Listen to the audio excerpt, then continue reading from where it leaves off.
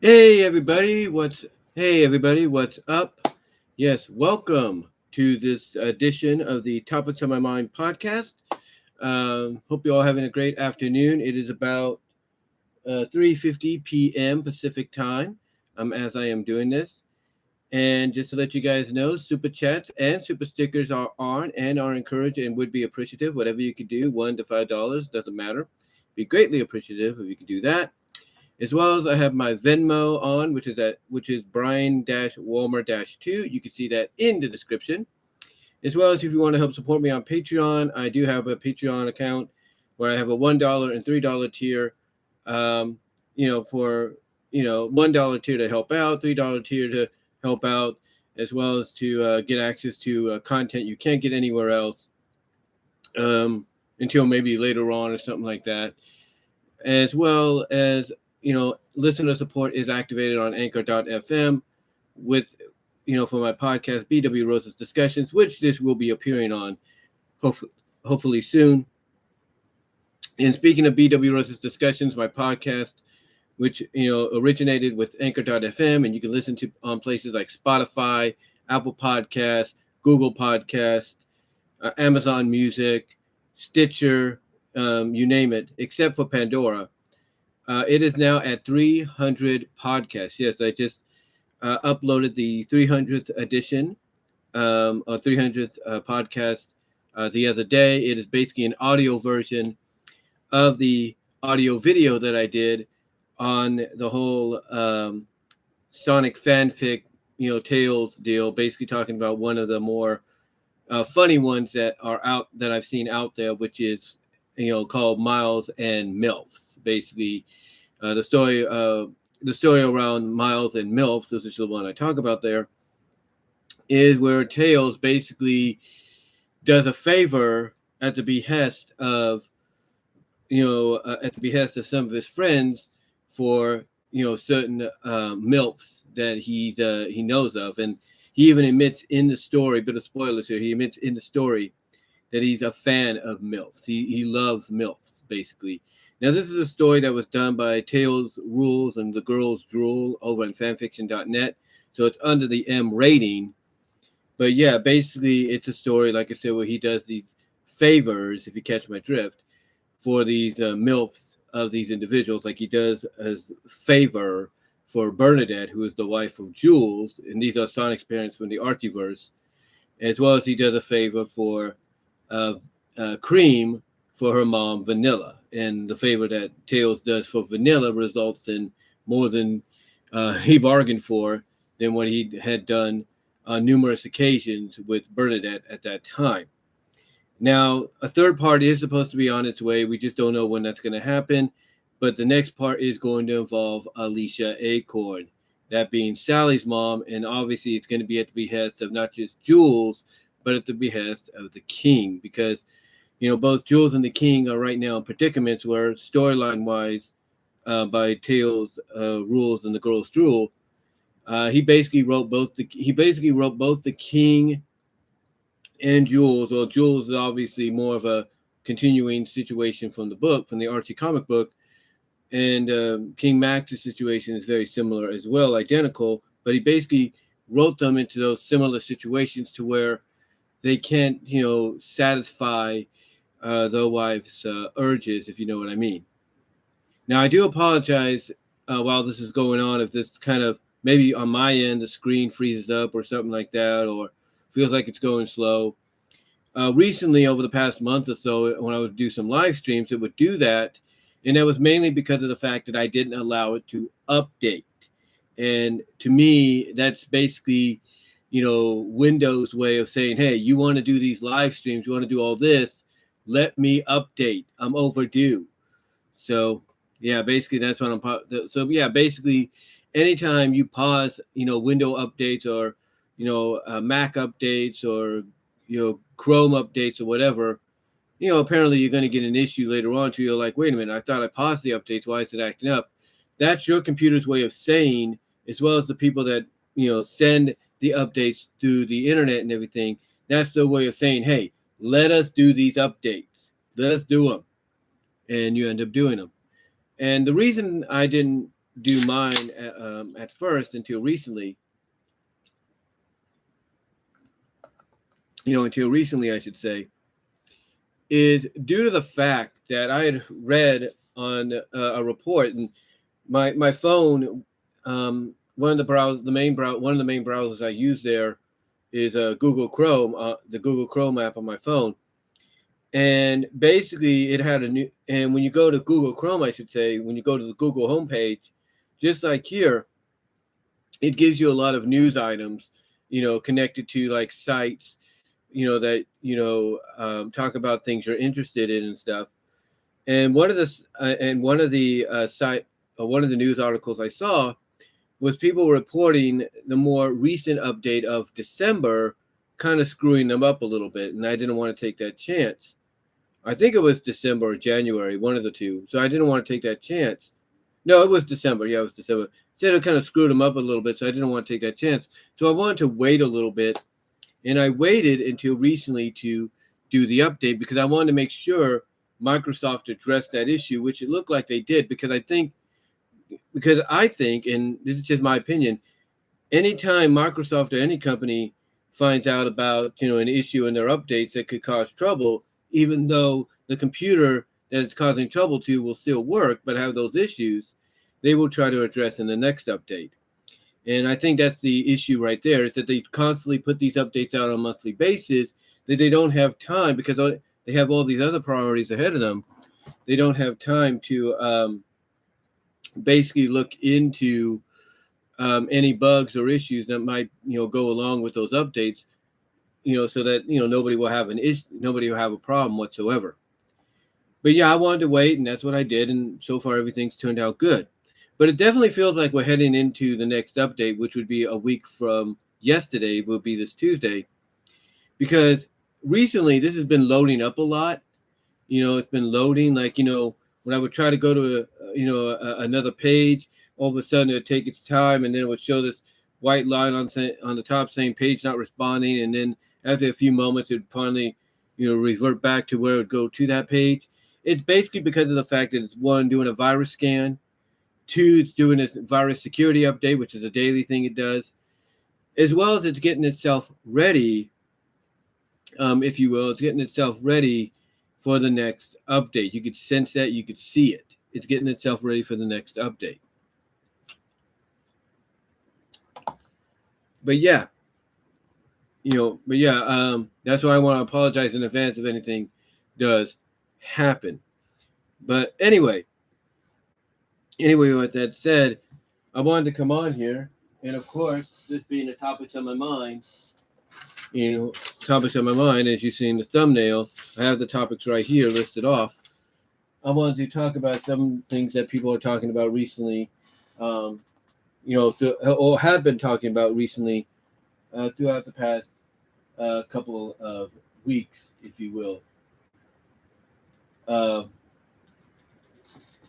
And let me just check something here. Let me just see.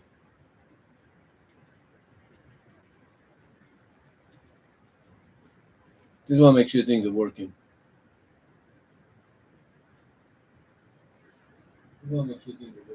Okay, they are. Anyway, like I said, just I have the topics there and everything. But before I get into the topics, one of the things I like to do here lately on my topics on my mind is kind of vlog a little bit about what's been going on over the past week or so. And what's been going on since I started work at Target is, well, I've been enjoying myself. Yeah. I've been enjoying myself over at Target. It's a great place to work at right now. I know a lot of people say that about the new jobs and everything, and that's kind of true in a sense, that you'll say it's a great place to work when you start out, but it feels like it's a great place right off the bat. To me it felt welcoming, if you will, because the difference between my old job at Walmart, and even way more obvious than what I had previously at Dollar Tree, the big difference between the two, if you will, is Target. And I'm not saying this to kiss up or anything, because even as a customer, you could see this. they're more organized in what they give you. They are more organized. I mean, yes, they they do have to fill out some areas, stock some areas, and all that, but they are more organized than than basically than the average retail discount store, whatever you want to call it. I adjust the camera up a little bit more, but they are more organized than the average, than not average, but the other retail stores out there, retail discount stores out there, because of the fact that you can find things where they are. You can actually find things where they are. Now, is this Target, as I check the camera there a little bit, is this Target basically like a Walmart supercenter? No, it's not like a Walmart supercenter. It does have groceries, yes. It does have freezer sections. It does have, a section for coffee, soda, crackers, chips and all that. It has mostly everything there. It has mostly everything there, except it does not have produce, as far as I've seen, and it does not have a deli or a bakery. If you want to find a deli or a bakery, you got to go to Antioch or Atwater to get that. You got to go to one of those areas to get that, if you know what I mean.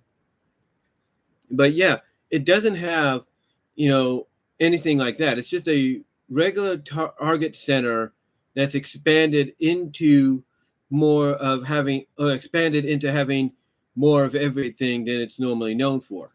This is a Target center that has been around for, or Target store, I should say, that's been around for almost 15 years, it sounds like.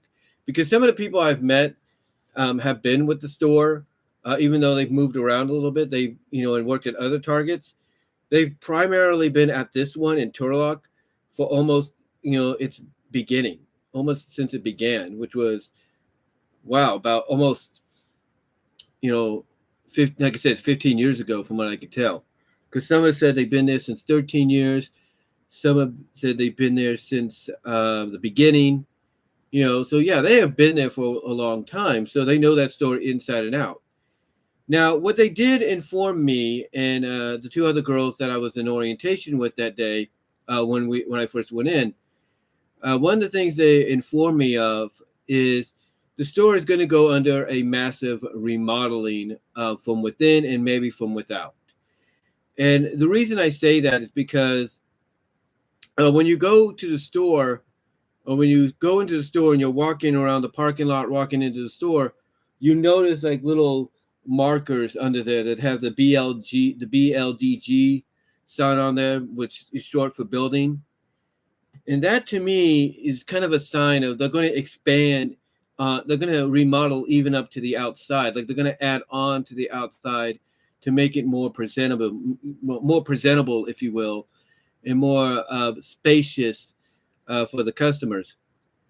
And I think that's great, because not only do you have plans to make it more attractive for your customers, but you're also making it, more attractive for those that may want to work with you.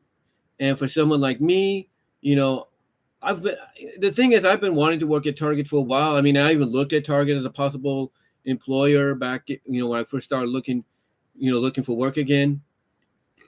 But, at that time, which was like 2014, 2013, 14, I didn't know the bus schedule like I do now. I mean, for the past 5.5 years, I've known this bus schedule inside and out, to the point that now when I'm going to work, now that what I'm trying to say, excuse me, let me get something to drink here. I may have to use the facilities in a bit, guys. So if you see me leave for a moment, that's going to be the reason.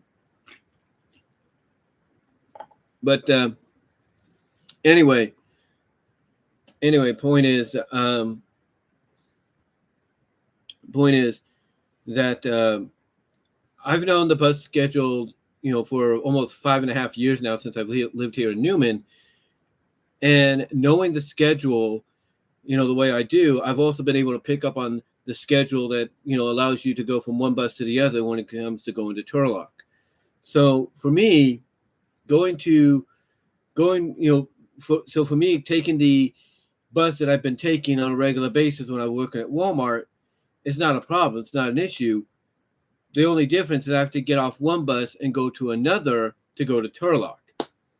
Now, sometimes that's not necessarily the case on the way back. That's not necessarily the case on the way back, because sometimes the driver will be the same driver, the bus will be the same bus, but it will just reroute. And, that's usually a good thing, because that way you don't have to get off the bus or anything. You don't have to get off the bus. And I have to talk to the bus people anyway today, too. I have to email them about an issue that occurred yesterday. Because, you see, here's what's been going on, and I've talked about this even in the video I did on location at work. START, which was basically the Stanislaus, I think was short for Stanislaus Transit, or Transportation, if you will. The START buses basically used to be their own company, or they used to be a company owned by somebody that let them be themselves. Well, recently they were bought out or partnered up and bought out, I think, or sold, or whatever the case was, to Modesto Area Express, which is basically shortened to MAX. They were basically partnered, sold, bought out by the Modesto Area Express MAX bus system. So basically what that meant is, starting this year, the end of last year and mostly into this year, things had changed, or things were changing, and you could see that. You could see the change was coming, if you will. And one of the biggest changes was the bus I would take home. Like when I used to work at Walmart, I would take this bus home, and they would drop me or anybody else off at the Burger King, which is over here. And even though it's not an official stop, it's known as a courtesy stop. Anyway, long story short, when I started taking the bus back, when my schedule started, if you will, when I started taking the bus back and everything, they told me that they could not, and this is what they told me. They said they could not drop me off at the Burger King anymore, because that wasn't a regulation stop. That they had to drop me off at the closest official bus stop, which was on Merced and Eucalyptus, which means I have to walk from that area all the way. It's not that. Let me put it this way. It's not that far to like Main Street, like not Main Street, but to N Street. It's not that far to N Street. Go across N Street onto Main Street, turn, and then head towards Inyo, and then head towards my place, Ace, which is here. It's not that long of a walk. Actually, it's about 12-minute walk, if you will. But still, what cuts down on that is being dropped off over here, especially at night. Anyway, to get to the point, they had told me and a lot of other people they couldn't do that. Then recently, according to one of the drivers that drives at night, like the person's going to drive, the person getting ready to do the route right now for the last two routes, who basically transitions from 45 east to 45 west, if you will, and that's going to be in a little bit. It's going to be like in about an hour or so. They're going to transition from 45, 45. They're going to remain 45 east, I should say, but then they're going to transition to 45 west. That's right. They're going to transition basically the 341 pickup, or 528 pickup, if you will. That would be in Turlock, 528 pickup. That which is initially which basically starts around, I would assume, 404 around here, like not 404, but 430 or something around here. That is the bus. That is the bus that. Hold on, let me check something. I think I got the schedule here somewhere.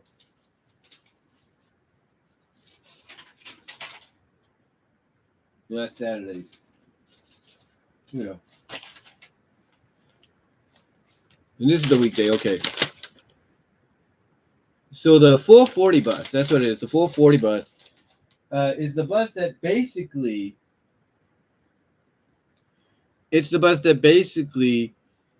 transitions into 45 West as well.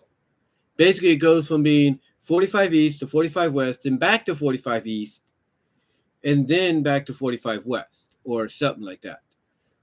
Or what I'm assuming that because these the bus that picks me up at 7-Eleven at night in Turlock, does the same thing. It goes from 45 East to 45 West. So mainly the last two buses that do the 45 East route transition to 45 West.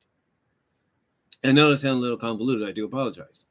But anyway, they had told us that they couldn't do that anymore until recently. The guy that does the routes on this day, I'm assuming on this day, basically said they had talked with with the Max people, the people that are now the bosses, and the bosses are like, yeah, that's not a problem. Those are courtesy stops. That's not a problem. Those are courtesy stops. So I was glad to hear that when I boarded the bus one time last week. They said, oh, yeah, we can do that now for you because it's a courtesy stop. Well, last night, one of the newer drivers, obviously the first time doing the route, maybe, I'm not really sure, well, first of all, newer driver didn't know what Burger King was. I was thinking, this is Newman. It's right over there. You should know that, right? Well, they didn't know that.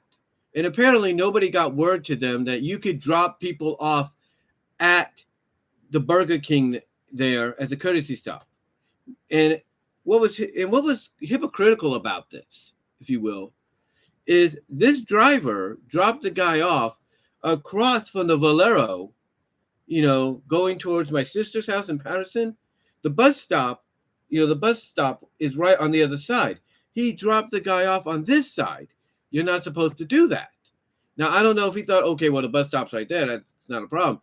No, you're supposed to drop them off at the bus stop. And the closest bus stop to Valero was the transit stop or the transfer point, at Veterans Park in Patterson. They didn't, but instead they dropped them off right there.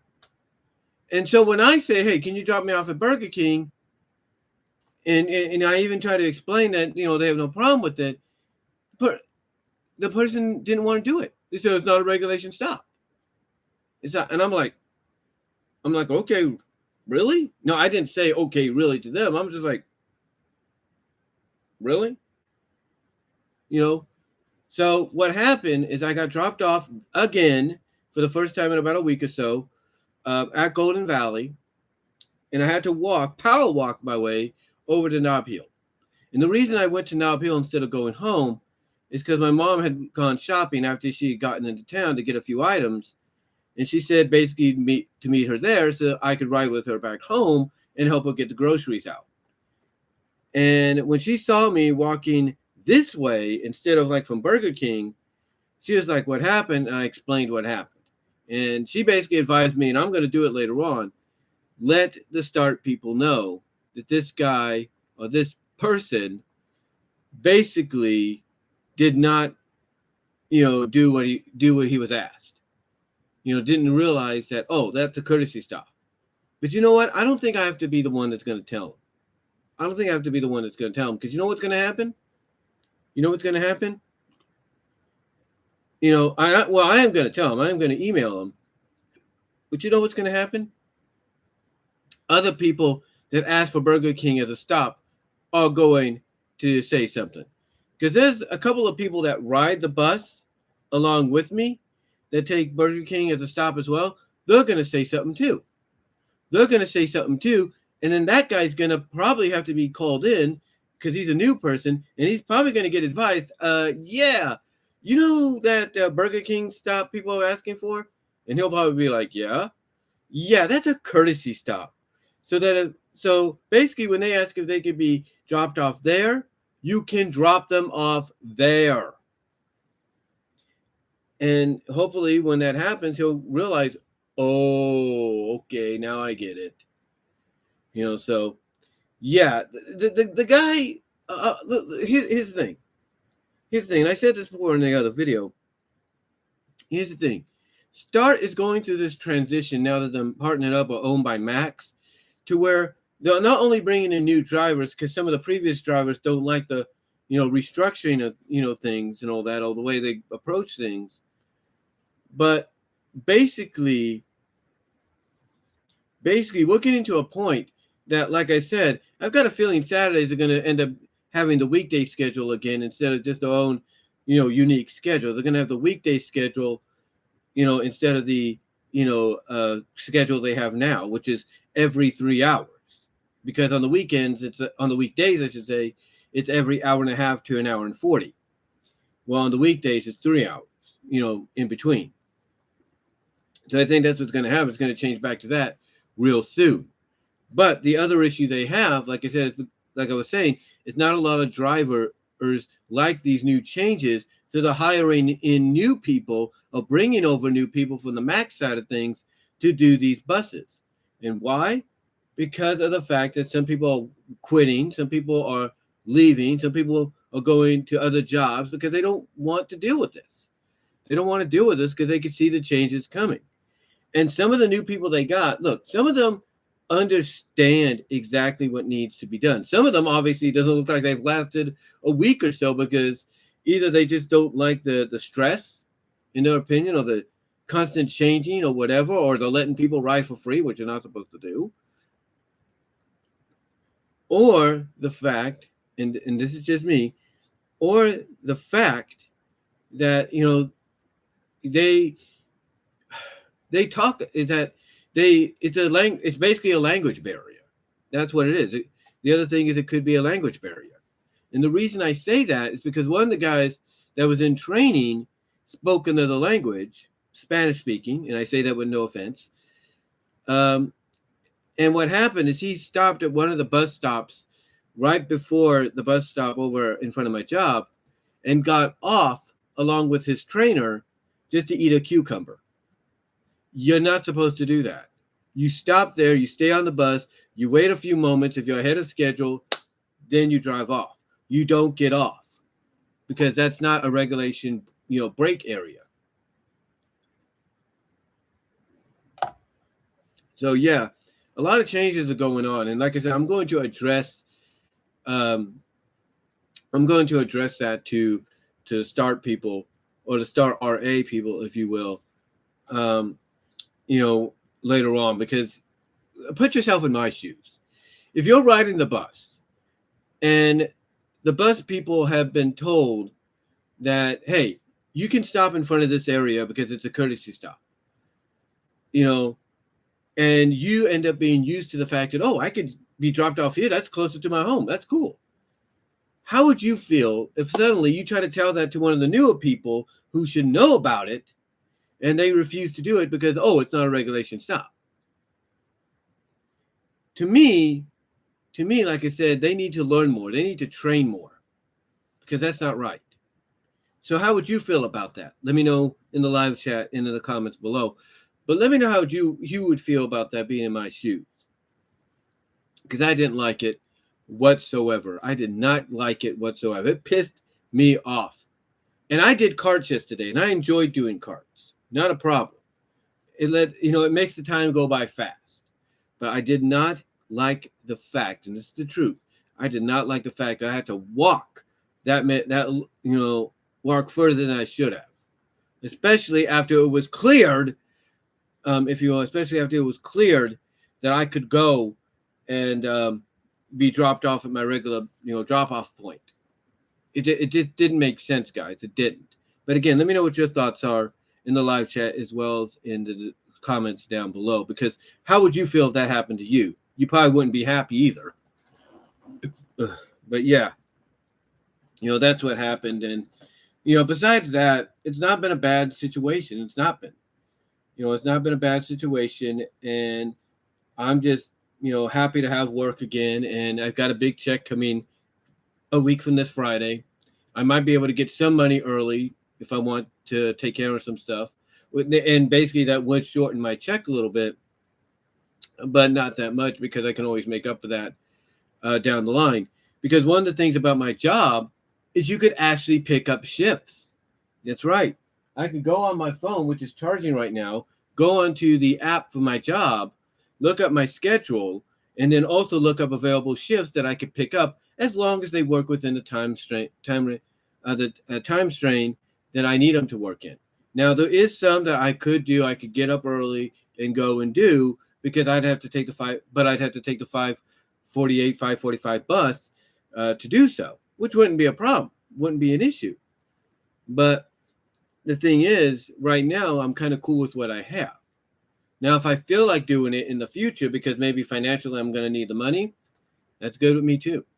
I have no problem, as long as it works with me, in the schedule I have. Because one of the issues that my family has, my mom mostly has, with me working here at Target in Turlock, is there's a good chance, not saying it's going to happen, but there's definitely a good chance they could schedule me on a Sunday. And even though it would work, hour-wise, the buses don't run on Sunday. And they're kind of realizing that a little bit. In fact, one of the ladies that was there when I was hired, or basically was the person that was in charge of our orientation, tried to ask me to work on a Sunday even longer, but then she even offered to get me an Uber or a Lyft.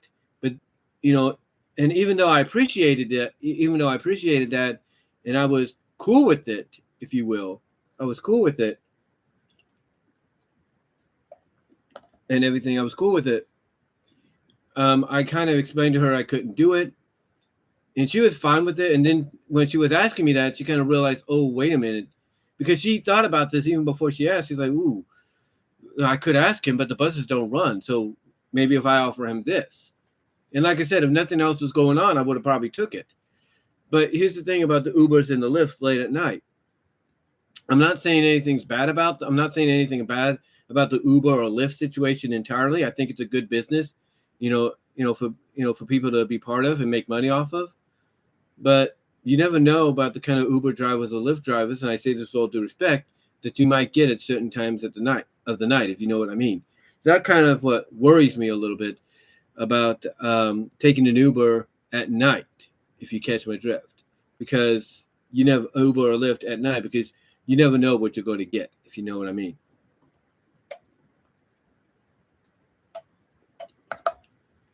But yeah, as long as it works within my schedule, I'll pick a shift up and work it, and make some money off it down the line. But yeah, so far I'm enjoying my job, and I'm just really happy to be there. I mean, I already got my discount card. I just applied and will be getting what's known as a red card, because the only catch about my job is you can't use your regular debit card. You can't use your regular debit card to get your discount. You have to use either cash or a red card to do it. And for me, I got my discount like 2 times already, because I ended up getting cash, or I ended up having cash on me to get the discounts. But when it comes to like I said, trying to use the bank card, it doesn't work. You got to have you have to have the red card or cash on you to get the discount at your job, from what I understand. So that's one change that kind of hurts. But thankfully with Target, the red card comes in like 2 different options. You can either go credit with it, or you can go debit. In other words, debit meaning you can link your bank account, and you could get 5% off there. And if you're employee, you can get like 10% along with that 5%, meaning 15% off, which is pretty cool in my opinion. But yeah, besides that, I've enjoyed being there. It's been great. And I've actually got to find out that one of the ladies I go to church with, Joan, she has a granddaughter that works there.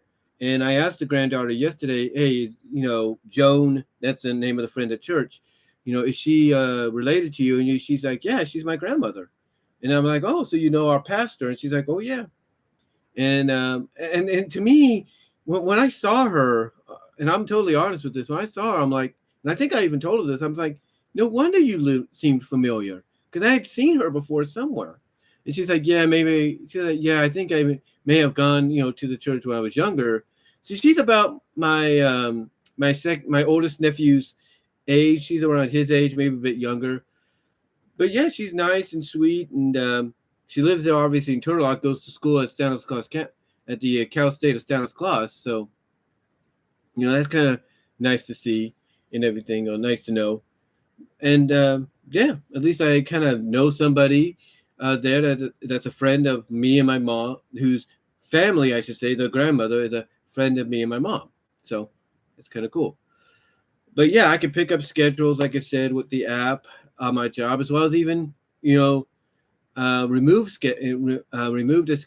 remove, but kind of take off a scheduled day because it may not work with me and everything. Like, let's say if they have me scheduled on Super Bowl Sunday, I have to tell them I can't do that because there's no buses. Now, I don't think I will be, but if there is, I'm going to have to talk to them. And hopefully either they'll work it out to where it's like, okay, we can get you in the day and see what happens there. I'm going to be like, and that's not going to work, obviously, because my mom's a very religious, and I've said this before about my mom. She's very religious. She's a prayer warrior. And her mindset, and it's the right mindset and everything, is, church comes first before anything. So there's that. And hopefully they understand that. I think they have, because I was off last Sunday. I'm off this Sunday. Might be off Super Bowl Sunday. I don't know. But we'll see. We shall see what happens. But I look at it this way. If I am off on Super Bowl Sunday, that'll be because, the 49ers didn't get in. Had they gotten in, there's no doubt I probably would have been working. That's the truth. That's the truth. But anyway, though, besides that, I've been having a blast. I've been really enjoying myself. And yeah, I can't say any more than that. Can't say any more. So anyway, though, guys, we're going to get into the topics in a little bit. But right now, I have to take a short bathroom break. I do apologize. I just had the rest of the spaghetti my older sister made for me and my mom on Sunday when we went over there to watch the games. And now I got it. It's kind of going through me, not to sound disgusting or anything. It's kind of going through me, though. So I will be right back. Chat among yourselves, and be back in a moment.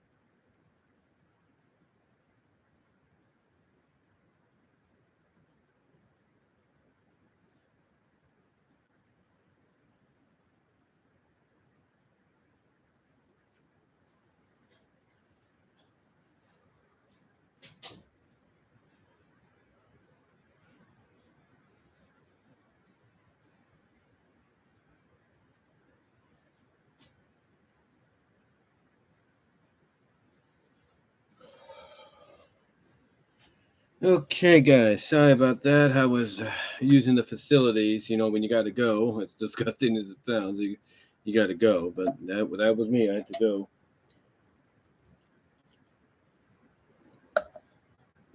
Anyway, now on to the topics. I do apologize for that, but like I said, when you got to go, you got to go. On to the topics, and I'm going to get my glasses on. I have some new ones, but I want to save those mostly for work and everything. So I'll just still use these ones.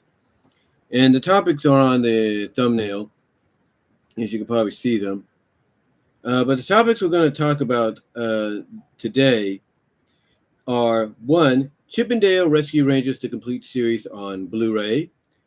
2, Shane McMahon quietly let go from WWE due to Royal Rumble debacle. 3, is pre-recorded video set on Premiere the way to go?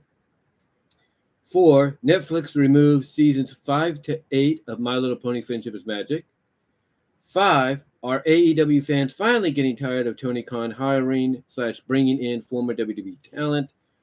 6, BiISHOUJO's Princess Celestia statue delayed till summer of 2022 and crossover coming between G5 and G4. 7, should Disney stop making live-action remakes of the classic animated films? And 8, last but not least, is the NFL becoming more predictable than the MLB, NBA, NHL, and the MLS? In other words, is the NFL becoming the WWE of pro football / sports? So yeah, those are the topics right there, as you could probably see, that we are going to be talking about here. And let's start off with the first topic, of course, that being Chip 'n Dale Rescue Rangers the complete series coming to Blu-ray. And as we speak, the series is actually on Blu-ray right now as a Disney Movie Club exclusive. And then later on this month, from what I understand, they will be releasing it onto, but we'll be releasing it, into retail later this month. And obviously, this is to coincide with the Disney Plus live action movie of the same name, which, from what I understand, is a continuation somewhat of the original series. Basically, it takes place in the future. I don't know how many years, time-wise.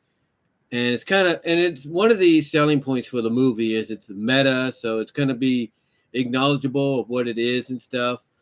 But yeah, it's based around the same continuity. It takes place years later. So that's all I think we really know. We'll learn more about. We will learn more about it. We will learn more about it when a trailer gets dropped. Hopefully, very very soon. We just don't know when. But yeah, Chip 'n Dale Rescue Rangers, the complete series, is on Blu-ray, and I'm talking all 65 episodes.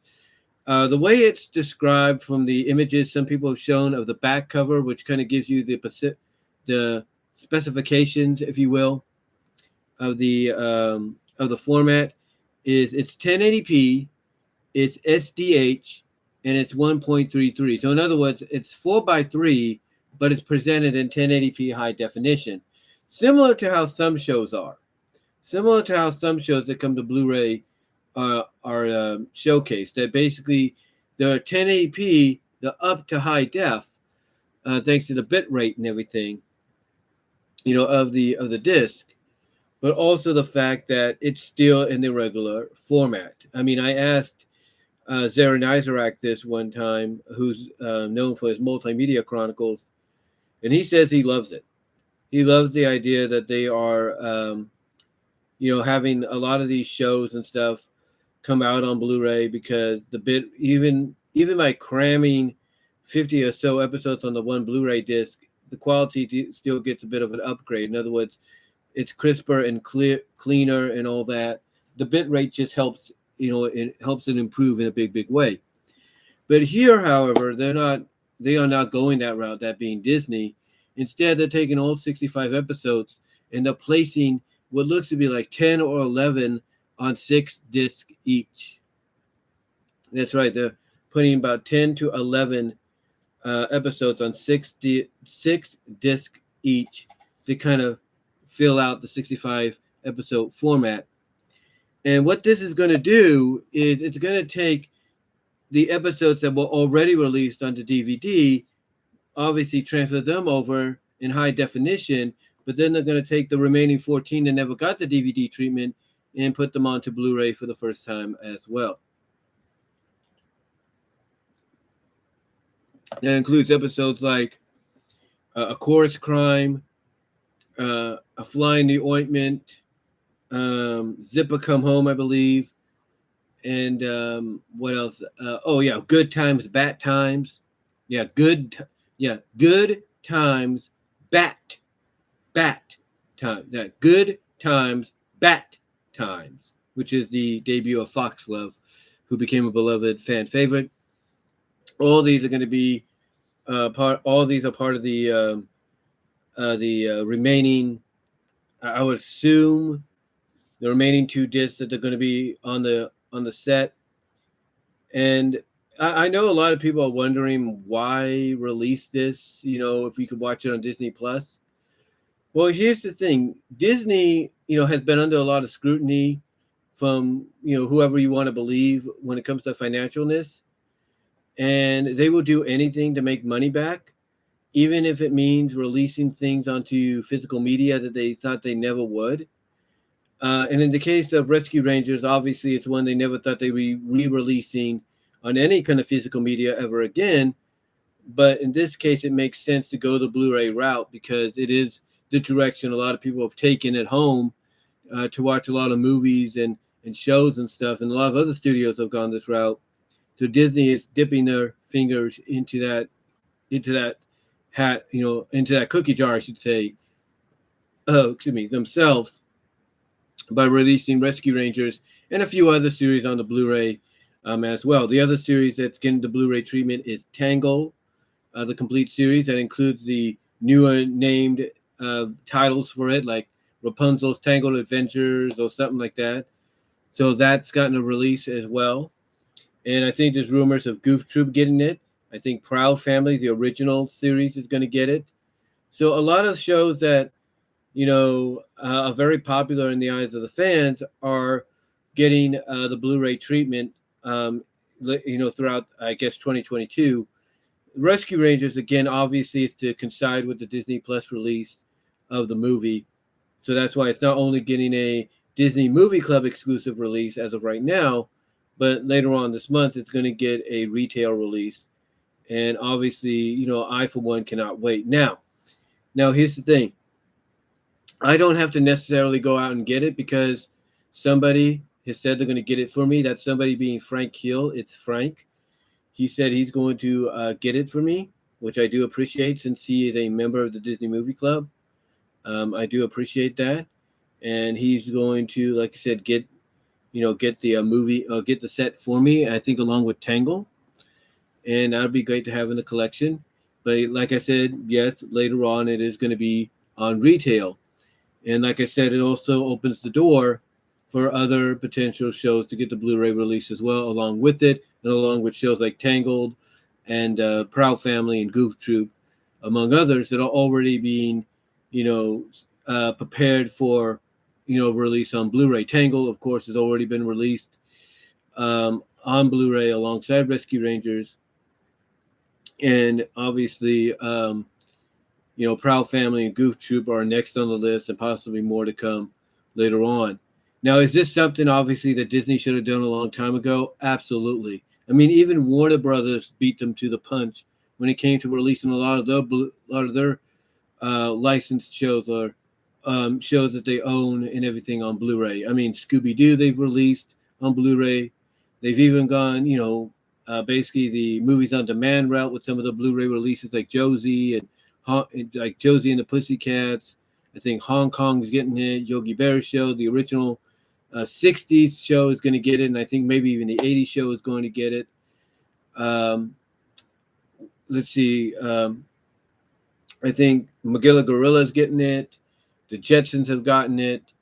A lot of the shows, a lot of the classic shows from the 60s, 70s, in the 80s are going to be getting it, obviously through Warner Brothers Movies on Demand section, and maybe even some retail releases as well. But yeah, Warner Brothers beat Disney to it before. Discotek Media, of course, has beaten them to the punch as well. In fact, beat both giants of the industry to the punch by, releasing things like Samurai Pizza Cats and, Sonic X and a few others. And, of course, they're releasing Adventures of Sonic later this month to coincide with the release of the movie that comes out next month, I believe, or in 2 months it comes out. So that's good. That's cool on them, with the rumor, if not confirmation, that they'll be doing more Sonic stuff in the future as far as Blu-ray releases are concerned, which I'm sure a lot of people are happy to see or happy to hear about.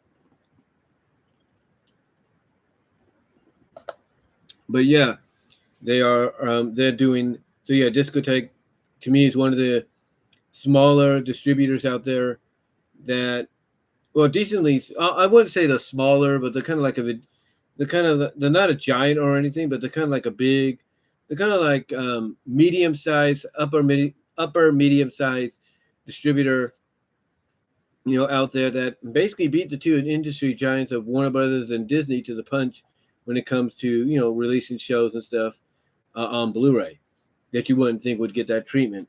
And obviously seeing somebody like Discotek basically outdoing them woke both companies up, and they're like, nobody's going to outdo us. We'll show you that we can do it better. And that's why you're seeing a lot of these things happening. But yeah, the having the series, like I said, released on Blu-ray, I think it's great because here's the thing. And I've talked about this before. I even did a video on it a little bit. That if you have a 4K Ultra HD player, like I do, as well as a 4K television, which it's connected to, basically what will happen when you put a DVD disc or even a Blu-ray disc in there is it will be converted to 4K SDR. That's what it will be converted to. I'm not lying. It will be converted to what's known as 4K SDR, and it will be either 4K at 30p, 4K at 24p, 4K at 60p, whatever the case is. It will be converted to 4K. I mean, even when you press, the display button on your remote control, it will show you that it's at 4K because that's the image it's being translated into, even though you've recorded it at a different format. So you're basically getting more crisper, cleaner picture, if you will. And if you go to the high dynamic range picture mode, on the picture mode option on your television, you'll pretty much see exactly why, why the image on your of your recording or of the disc you're playing was converted to that length, because it's giving you more pixels and more of a cleaner, sharper image to go along with what you're watching, and on the screen that's also 4K.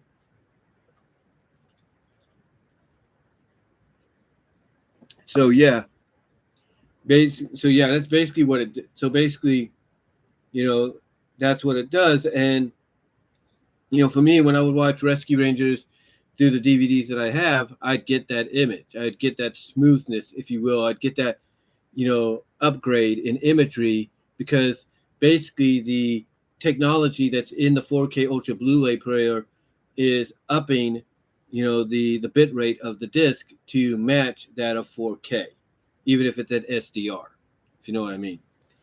But yeah, Rescue Rangers is coming out on Blu-ray. Like I said, I know a lot of fans. Like I said, I can't wait to get my hands on it. Thanks to Frank Hill, when he does let me know it's going to be coming my way eventually. Like I said, I can't wait to get my hands on it. And I know other people can't wait to get their hands on it, because again, this is something that, Disney should have, dipped their toes in a long time ago, because there is a lot of shows in the Disney afternoon, the one Saturday morning run and all that, and even Disney Channel originals that could really profit, if you will, or benefit from a Blu-ray release. I mean, Kim Possible, Pepper Ann, Recess, DuckTales, Gummy Bears, Darkwing Duck, Tailspin, the Aladdin, 101 Dalmatians, the series.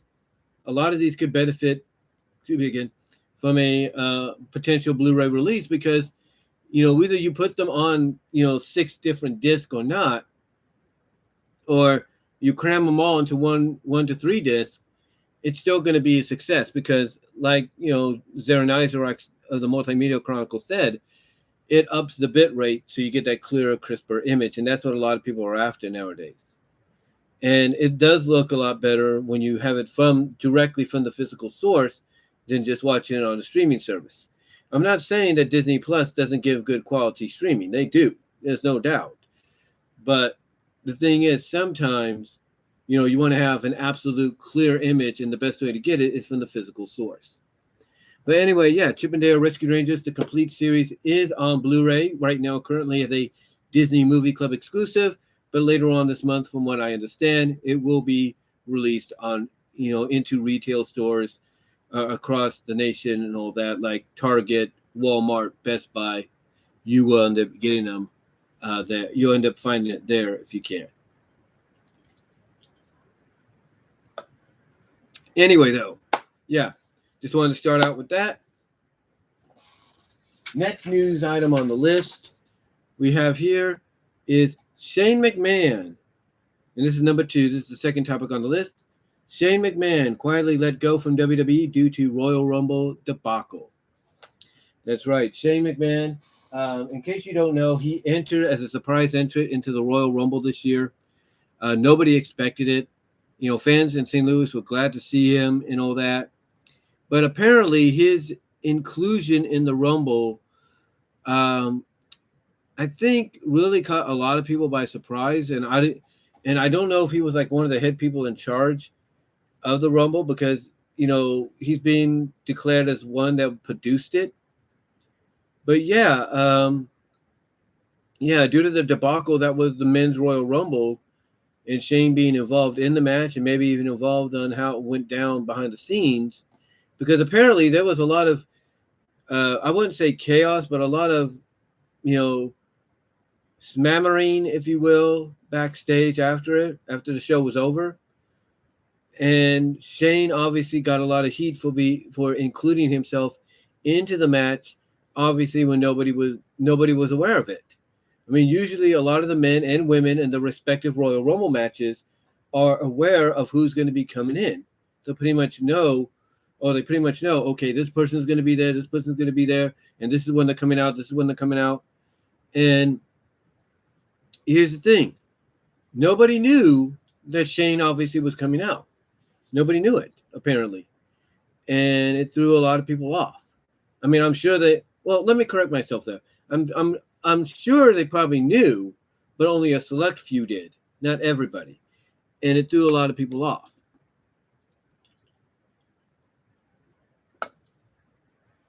It threw a lot of people off, and it created quite a debacle. And I don't know if maybe Shane being part of the producing team and being the one that said, hey, we've got to put Brock in there because he's going to lose his title to Lashley, so we'll put him in there to win the Rumble and get his shot against Roman. I don't know if maybe it was his idea and it caused a lot of backlash. I don't know. I don't know. If that was if that's the reasoning. I haven't read much. I'm sure, people like Just Alex and JD are going to talk more about it tonight. But yeah, Shane McMahon was quietly let go by WWE, because of the Royal Rumble debacle, mainly for the men's Royal Rumble match. So the question is, what's going to happen next? Well, a lot of people are reporting that AEW is reaching out to Shane, that Shane's going to go all elite and everything. And if he does, that would really, shift things in AEW's direction, because Tony Khan has done the impossible. He signed the McMahon. That could happen. That could happen. But I don't think Shane will go to AEW. If he does, like I said, he will be a game changer, because people know who he is. And if suddenly a McMahon, who's been associated with Vince, has been working with Vince, who is the actual flesh and blood of Vince, if you will, is working for the competition now, then there's no doubt that's going to shift things in AEW's direction. It's going to shift a lot of eyes in their direction. So I don't think Shane's going to go to AEW, though. However, crazier things have happened. And like I said, reports are that AEW has reached out to him. So we'll see what occurs. But I think Shane's going to stay with WWE. Even though he's not part of the company right now, he's going to come back. We all know that he's going to come back. What this is primarily with Shane being let go quietly, and the key word being there quietly, because obviously they didn't want people to know about it, is it's mainly like putting your child in timeout or grounding them for a week or two.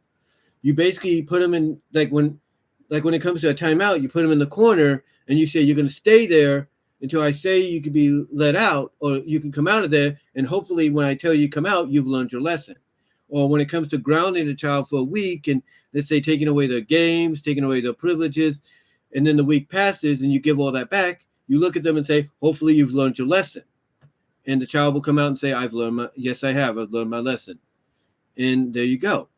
That's basically what I see here. I see Vince quietly letting his son go from the company to teach him a lesson. Like, next time you let us know what you're going to do or what you want to do before you do it, or whatever the case is. So yeah, I don't think Shane is going to be gone from WWE forever. I think it'll be maybe up until a month or so, because if you're already advertising that he's going to be part of WrestleMania, and now you're letting him go because of what happened at the Rumble, I don't think you're going to have him gone for long. Like I said, I think this is mainly going to be a punishment deal. And if he doesn't do WrestleMania, I see him coming back in time for SummerSlam. I really do. I think he'll be back for SummerSlam. You know, you're just basically, to me, this is basically WWE's way of punishing Shane, saying, look, you're on timeout, you're grounded, and hopefully when you come back, you've learned your lesson. That's the way I look at it. So, yeah, he's been quiet. So, yeah, Shane McMahon quietly let go by WWE because of the Royal Rumble debacle with the men's Royal Rumble match. And also the fact that, he was one of the people obviously in charge of producing it. So he took most of the blame because of the situation that occurred backstage afterwards. So yeah, because of all that, he's no longer with the company. But I don't think it's going to result in him being all elite. I don't think it's going to be. I don't think it's going to result in him being all elite. Because here's the thing. He's a McMahon. And the last thing that the AEW faithful want to see is a McMahon working for AEW. Because if TBS is the Turner Networks, see the fact that, oh, wait a minute, you signed a McMahon? They look at Tony Khan and go like, oh, wait a minute, you signed a McMahon? Put him in charge. He knows what to do. That is something I wouldn't put past the Turner Networks. That if Tony Khan reaches out, signs Shane, that the Turner Networks will go to Tony Khan and say, put Shane in charge.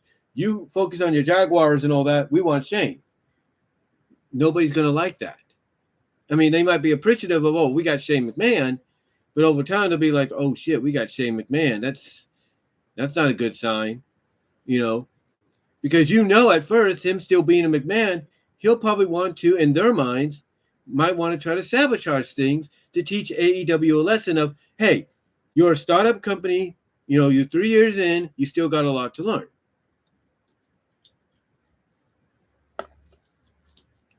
So it will be a mixed reaction if Shane was to go all elite, which is why I don't think he will. Because here's the thing. Shane doesn't necessarily need to go all elite because he doesn't need the money. He has plenty. He has his own, ventures that he's part of and all that. His own investments that, he's working with, his own different companies, he's partnered with and all that outside of wrestling, outside of WWE. So he doesn't have to go to AEW, to continue being in wrestling. He could just walk away like he did before and, just leave it be until the time is right to come back. And again, I think that time, if it's not WrestleMania, it will be around SummerSlam, because to me, all this, all this situation is of quietly letting him go. It's just a temporary solution of saying, yeah, Shane, you're on timeout. Shane, you're grounded. And that's it. So, yeah, I don't think Shane's going to be gone forever, and I don't think he's going to go all elite. And the only reason people say he's going to go all elite is one, again, it would be, history in the making of Tony Khan signing McMahon, a very well-known, prevalent McMahon that just was recently on a big WWF pay-per-view or WWE pay-per-view, as well as in their minds, it would swing momentum in the, to the side of AEW. And a lot of the AEW faithful would be like, oh, if we get Shane McMahon, that'll finally knock off WWE and we'll just have AEW. I'm not saying that's totally the mindset, but that's kind of like the, brain. That's kind of like the thinking mind wave, if you will, that they're on. But I don't think that's going to happen or anything. So yeah, I don't see Shane going to AEW, because like I said, he doesn't need to. Really, because he has enough money on him right now. He doesn't need to do that, and I think he will. And obviously, he's too loyal to his family. He's too loyal to his family to do so. So I don't think he'll do it. I don't think he will. But yeah, he has been quietly let go due to what happened with the men's Royal Rumble match, the debacle there, and we'll see what happens from here on in. Again, I think this is mainly like WWE's equivalent of putting him in timeout, grounding him, and then when they feel like the timeout and the groundmanship has been served, and that hopefully he's has been served, they'll pull him out, look at him, and ask him if he's learned his lesson, and hopefully he has in their eyes. So yeah, I don't think he's going to be gone for long. I think if not Mania, he'll be back in time for SummerSlam. That's just my opinion. It's just my opinion, guys. But anyway, we're going to go on to our third topic, and I do apologize that the phone rings in a moment. My mom is working. She just got off now, got out of the training. She went to work today, and basically, long story short, she said she had a training after work, so it would go to 5. So she'll probably be calling in a little bit. So I do apologize if I have to get up and answer the phone and talk to her. Because she's going to be letting me know she's going to be heading home. But she might also talk to me about what's been going on there today, stuff like that, because, I love my mom, but, she loves to talk. She's kind of like my second oldest sister. She loves to talk. So I think I know where my second oldest sister gets it from. But anyway, though, yeah, she's going to probably be calling in a little bit. So I do apologize if I have to get up and answer the phone and, talk to her. But anyway, let's move on to the third topic here. The third topic being, is pre-recorded videos set on Premiere the way to go? Now, I did a live stream about this yesterday, basically asking, is pre-recorded videos set on Premiere the way to go? Now, I talked about this briefly yesterday for about 12 or so minutes on a live stream that I did while I was waiting for the bus in Turlock after work. And the reason I brought this up, ladies and gentlemen, is one of the people I follow here on YouTube is Just Alex, formerly Deluxe Man. And recently, he had a copyright strike handed to him by WWE. The reason for this was because he did a reaction to the Women's Royal Rumble. And the moment he finished the reaction, and I'm guessing the moment he did the men's reaction, one of the two, he ended up getting a strike. He ended up getting a strike on his on the video. It got blocked, and he ended up getting a strike as a result on his channel. Excuse me. Now, thankfully, Alex immediately contacted YouTube. YouTube realized the error of what happened, and basically said, "Hey, don't worry, we'll fix that. But for the next 10 to 14 days or something like that, maybe shorter than that. I would put it around the proximity of 7 to 14, if you will, 7 to 14.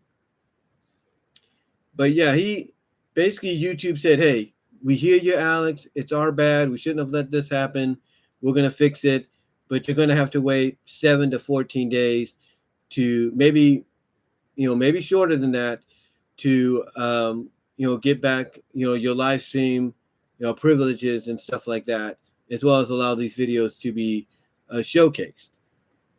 And what Alex had to do as a result, and I mentioned this yesterday in the live stream when I talked about it while I was waiting for my bus, what Alex had to do as a result was do his regular reviews, but he had to get on camera like when I am right now, and with the mic that I have right now with me, and he had to record it.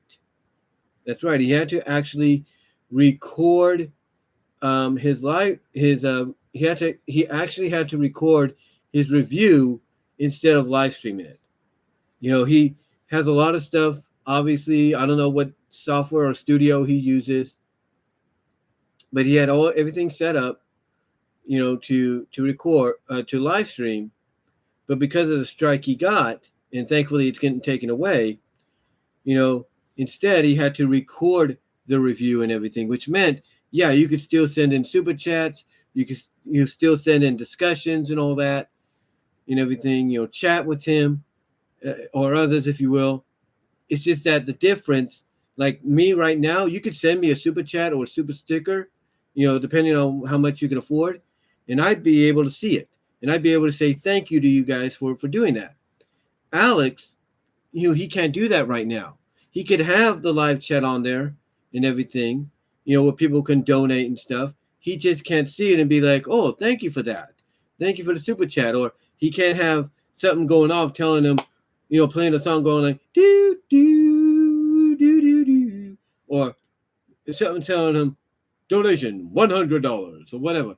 And his reaction being like, you know, live and instant, like, whoa, what was that?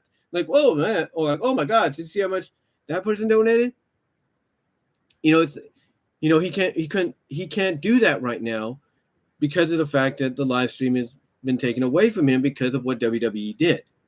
So instead, he had to pre-record he had to record his review, set it up for Premiere to sort of serve like a live stream, you know, but it wasn't technically live. It was just a premiere to where people could interact with him if he was in the live chat at that time. And that was it. You know, it's like I used in an example yesterday. When something has a broadcast premiere or cable network premiere, and they add a little special feature next to that premiere, like an interaction, you know, online that people could do while the premiere is happening, you know, but then they can't do it later on when that movie or show that's premiered, you know, gets replayed. That's kind of the situation that Alex found himself in now. The fact that he can interact with you through the live chat and everything, it's just that he couldn't on camera be instantly shocked or surprised by the donations he'd be getting and acknowledging them, because of the fact that that live stream feature was taken away from him due to WWE issuing him a copyright strike for something that was in fair use. And like I said, you know, Alex explained the fact that not WWE, but YouTube saw the error of the situation, told him we're going to fix it, we're taking it off, and you'll get everything back within the next 7 to 14 days at most. 7 being the earliest, 14 being, you know, at the latest, and 10 being like at the exact time frame in the middle, if you will. But yeah, like I mentioned in the live stream that I did yesterday when I was waiting for my bus, it did prompt a question to pop in my mind. And that is premieres the way to go here on YouTube? And the way I say that, and the reason I said that, as I mentioned yesterday, is premieres the way to go here on YouTube when it comes to movie reviews, reaction videos, you know, stuff, and, you know, stuff like that, you know, movie, like game reviews, movie reviews, wrestling reviews, MMA reviews, you know, reactions to trailers, you know, to things like the Rumble, stuff like that. You know, is premiere here on YouTube the best way to go for that? So, you know, so that way, if you have any copyright issue, you can fix it before you put it on there. Like you can unlist your video or put it on private before you upload it. See if there's any copyright situation, if you will, mostly on unlist, I should say. See if there's any copyright situation. And if there is, you could go back to that video, fix it, edit it, then put it on unlist, see if there's any more copyright. And if there isn't, then set it to premiere and then have it showcased later on. Kind of similar to what Linkara did with The Killing Joke. Linkara had to upload The Killing Joke not once but 3 times, his review of it, that is, because of copyright. And the third time, everything was okay. So the question obviously is, is the premiere option here on YouTube the best option for people like Alex to go when it comes to doing reviews of, wrestling shows, when it comes to doing reactions to Royal Rumbles or Money in the Banks or whatever? Do you think that's the best option to go? To me, honestly, I do. I think it is the most obvious, I think it is the safest direction to go, because what you can do, like I said, is you could put your video as an unlisted video, and as you unlist it, you could check to see if any copyright claims or strikes might head your way, or claims at least, and be like, okay, I don't want that claimed. I'm going to fix that video. And then when you fix it, you put it onto YouTube again as an unlisted video. And then when it seems like nothing else is going to happen, that's when you can premiere it. And you could still get live chats and everything. You just can't interact. But by going this route, it makes it a lot easier and safer, for people like it just Alex, to get the content out there, without, dealing with any kind of copyright issues. So yeah, in my opinion, I definitely think Premiere is the best way to go here on YouTube when it comes to movie reviewers, movie reactors, wrestling reviewers, wrestling reactions, and all that. I think it's the best direction to go. I think it's definitely the best direction to go, because if you really want to deal with copyright issues, strikes, and claims, that's your choice.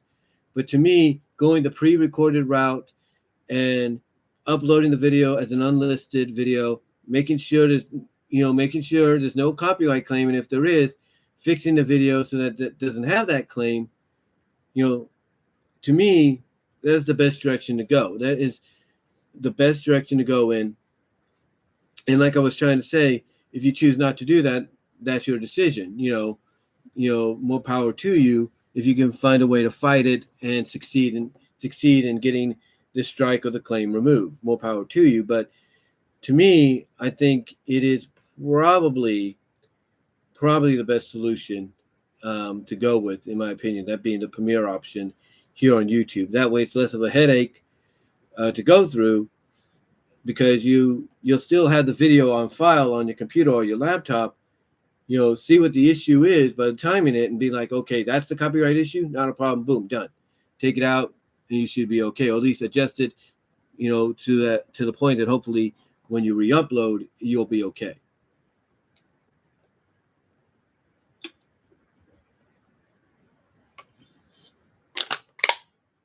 But anyway, though, yeah, I think honestly, premieres are definitely the way to go. There is no doubt about that in my mind. I feel that they're a safer bet. That's what I was trying to say earlier before I almost lost track there, if you will. I'm trying to think about what I'm going to say. We're doing a live stream, and thinking about what you're going to say at the top of your mind kind of is a little, a little harder than it looks, but, to the point that you almost lose track, but you don't. But like I said, I think it is the safer direction to go. I really do. I think it's the safer direction to go, because that way, like I said, you can upload it, unlist it, and as you're waiting for any claim to come in, and one does, you could take the video down, time it to see what a claim is, or what, time, or go to the time that they said the claim takes place in, and go from there, in my opinion. So, yeah, I do think, premieres are the best way to go, when it comes to, here on YouTube, when it comes to reactions and reviews. I really do. But if you still feel like doing a live reaction or review, that's fine. That's more power to you. You just got to make sure when you do it, it's done in a way to where you don't get in any trouble. Excuse me. One person that lives in the same city as, I think he lives in the same area or something like Alex does, Chris Moore, Rowdy C of TV Trash. When he does a live reaction, what he does is he basically takes a set of headphones here. He takes a set of headphones, puts it over his ears, and uses that to listen to the audio, and then he'll give his reaction on camera. Like, you won't hear what he's watching, but you'll see his reaction, and that's probably the safest route to go if you want to still do like live reactions. And him doing it that way, he's ensuring that he doesn't get no copyright strike whatsoever.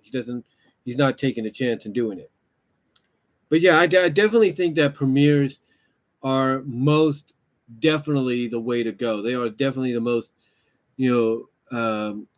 positive direction to go in to avoid any copyright issues down the line. So yeah, I definitely think premieres are the best way to go. And again, the reason I bring this up is because of the fact of what's going on with Alex. And usually a lot of people that follow him and subscribe to him here on YouTube are used to his live reactions, his live streams. Unfortunately, that's not going to be a deal for the next week or so. And him having to pre-record it and put it on Premiere, like I said, it's sort of like a live stream, but it's not, because of the fact that, like I said, he's not reacting to people donating. He's not reading off comments and everything and interacting with the people, with the viewers at the time than he normally does. So, yeah, I definitely think that right now Premieres is the best direction to go in. If anybody out there, all of you out there, want to make sure you can avoid a copyright situation, as best as you can when it comes to like reactions and reviews, if you catch my drift. All right, so the next one we're going to talk about here, and again, I do apologize if the phone rings and all that in a little bit. Hold on for a sec.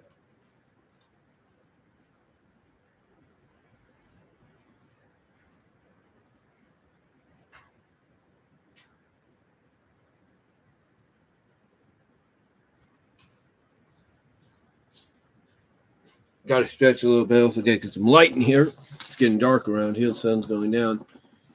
All right. So next up, number 4, Netflix removes seasons 5 to 8 of My Little Pony: Friendship is Magic.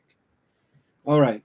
So there was word going around that at the end of last year, going into this year, that Netflix was potentially on the verge of removing the entire seasons 1 to 8 of My Little Pony: Friendship is Magic. And fortunately, they didn't do that at first. But then recently, there was a word going around that maybe some of it would go away. Well, the some that went away was seasons 5 to 8. Now, there is the possibility that could show up on Hulu to coincide with season 9, and that you have like the second half of the show on Hulu, while the first half is like on Netflix. So you have 2 different options. But then again, seasons 5 to 8 could show back up on Netflix, because we've been here before. The show basically had been here before, to the point that where it's like sporadic episodes from different seasons remained on there, and then the entire show came back and stuff. At least seasons 1 to 8 came back. So we've been there before. We've been in this situation before, to where basically Netflix has done a similar thing in the past, but they've kind of fixed it. They've kind of adjusted it, if you will. So I don't know if the same thing's going on here or not. We'll have to see. Again, my best thought process as to what could happen to those seasons is either they'll come back to Netflix or they're going to go to Hulu. Because like I said, you have season 9 there, so it only makes sense to try to get the rest of the seasons there. And if they do that, more power to them. And at least you'll have 2 areas to watch Pony in, if you know what I mean. But for people like myself, yeah, it is kind of disappointing that you won't have an instant access to watch the episodes. But if you have the episodes on DVD, like if you have the complete series or the complete seasons 1 through 7 on official DVD, or you've recorded the episodes like I have of seasons 8 and 9, then you should be good. You shouldn't have to worry about anything. And then here on YouTube, there's a bunch of channels, believe it or not, that have the episodes. And all they have to worry about is copyright claim, and that's it. No strikes whatsoever. They they have the episodes on there. You can, if you can find them, there you go. There's also places like Yay Ponies, according to some people. There's, of course, if you want to buy the seasons, you can buy them too on Amazon and iTunes and all that. So there's those options if you can afford to do that. So there's other ways of getting the episodes. There's no doubt about it. In fact, I bought an episode of Friendship is Magic about a year or two ago off Amazon. So if you still want to get your, you still want to get your MLP FIM streaming kicks, if you will, you could do it that way too. So yeah. So yeah, basically, Netflix is Netflix obviously is working on a situation right now. Now, Gadget the Mouse, and welcome to the live chat, Gadget the Mouse. Thank you for joining us. She just informed me that seasons 2 to 5 have gone from the Netflix in the UK. Now, that's the other issue too with Netflix is they have a lot of regional, service. They have a lot of the services in different regions, different parts of the world, to where it kind of gets confusing. It's like, if they're told, okay, My Little Pony Friendship is Magic is leaving and everything, or at least certain parts of it is leaving, they'll primarily think, oh, wait a minute, does that mean, so that means all of Netflix? And they won't understand, like, oh, no. That just means this region. You know what I'm saying? No, that just mean that region. And instead of kind of like cluing it in, they'll be like, oh, so you mean everything? I think that's where Netflix has to kind of work on the situation there. They have to clear that issue up. If you catch my drift, they have to clear that issue up so that nobody, like I said, deals with that ever again in the future. But yeah, Netflix, like I said, removed seasons 5 to 8. Again, I don't know if they'll come back. I'm assuming they might, because here's the thing. Netflix, like I said, they've done this before, so I'm assuming they might be back and everything. But if not, like I said, there's a good chance they could end up on Hulu. And if not on Hulu, as I said, if you can find them here on the YT. You can find them here on the YT. You can go to places like Yay Pony. You can go to torrents. You can find them. For me, I think basically the best solution would be in the future, if you can afford it, like I said, is to get the entire season. Just get the entire season. Most seasons, from what I understand, cost around maybe $25, because you're looking at, from what I understand, like $2 an episode. So if you do that, you're looking at let me see. Hold on for a sec.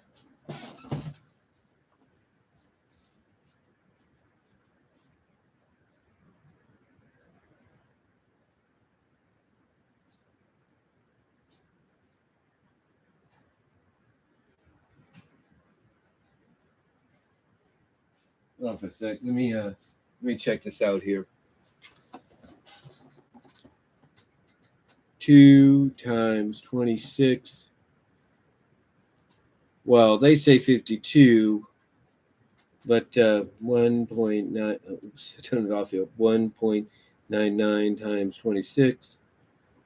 About 51. About $52. If you can afford 52, like maybe once a month or so, or once every 2 weeks.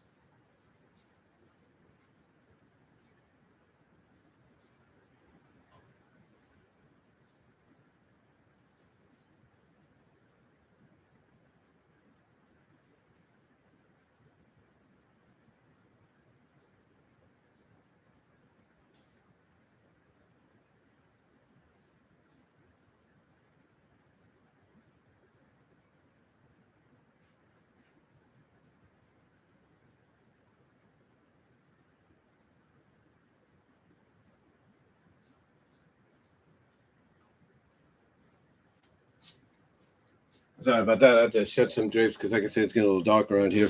But anyway, if you can afford maybe $52 every month, or spend $52 every month or every 2 weeks to get a season, you should be okay.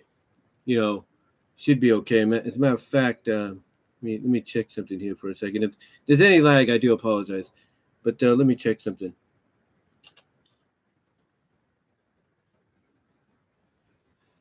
Let me check something here, guys. Hold on. Like I said, I do apologize if there's any lag or something.